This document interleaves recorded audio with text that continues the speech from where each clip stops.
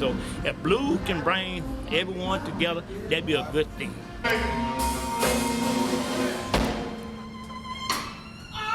Take him to church with his son, take him!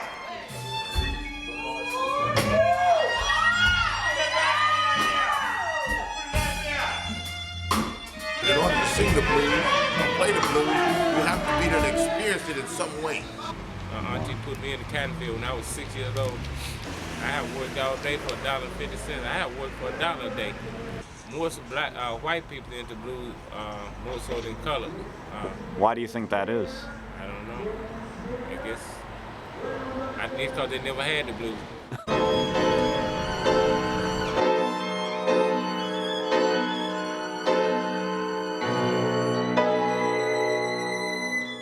This question. Any thoughts? Yeah. I feel like a lot of people think that American culture is the absence of culture. Miss Welty is often referred to by others as a Southern writer. She's definitely, I don't know that she saw herself as a Southern writer. She'd say, I read in the New Yorker this week, William so-and-so was saying that in your story, da-da-da, such and such is a symbol of such and such. And Miss Welty would say, that's interesting.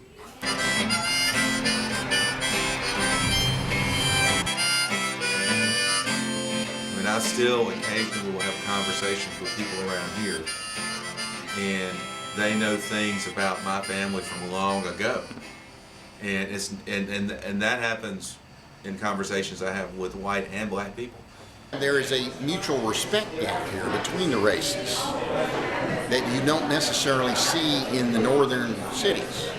The black people and the white people got closer now. That's a good thing, and that also when closely come together like that makes the world a whole lot better.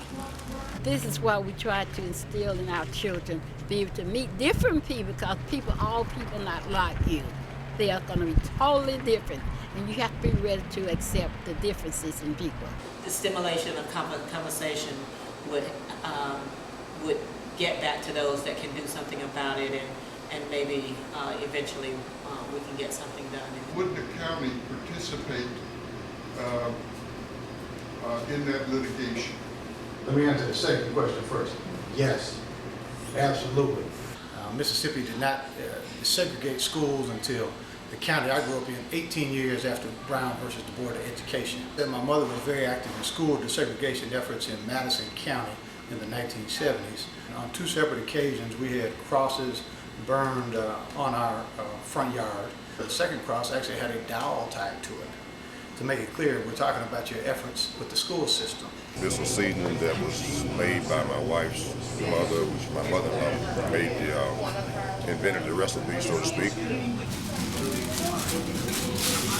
I'm about to have a pig ear sandwich. That is a pig's ear. I'm not going to try to make a silk purse out of a pig sow's ear. Wow. Slimy. The blues, that's the number one thing. That tell you a lot about America.